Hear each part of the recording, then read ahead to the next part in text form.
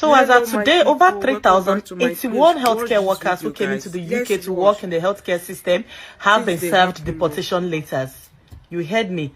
3,081. That's a whole lot. That's a whole lot of persons that have been served deportation letters.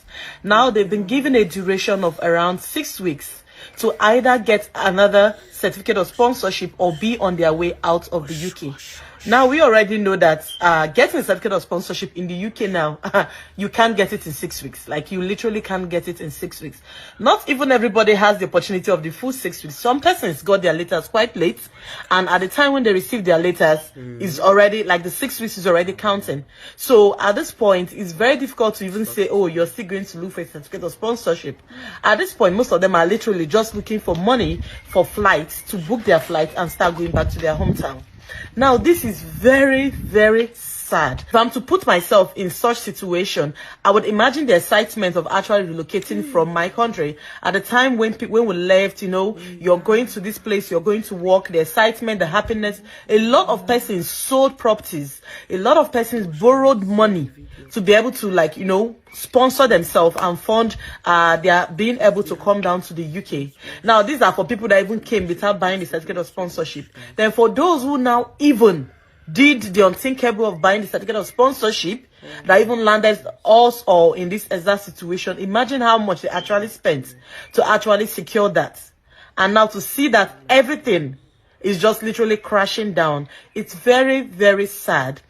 I really don't know how to feel about this. I don't know if it's actually very fair on the side of the applicants, you know, because these care homes, these dome cares, or these companies who actually sold the certificate of sponsorship to these people, I don't know, but at the moment, I haven't really heard any punishment being given to them. I haven't heard the government holding them accountable to say, please refund this money to these people. I haven't really heard anything as to that regards.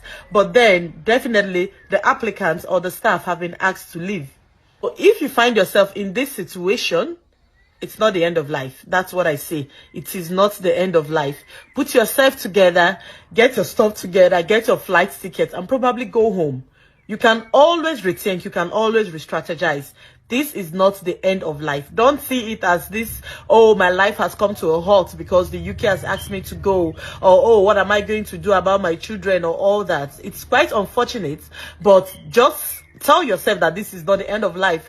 An opportunity presented itself. You tried it. It didn't work out. You can always go back and try again. I know a lot of people now, their major problem is the shame of going back. You know, the shame of feeling that people are going to laugh at you when you go back home.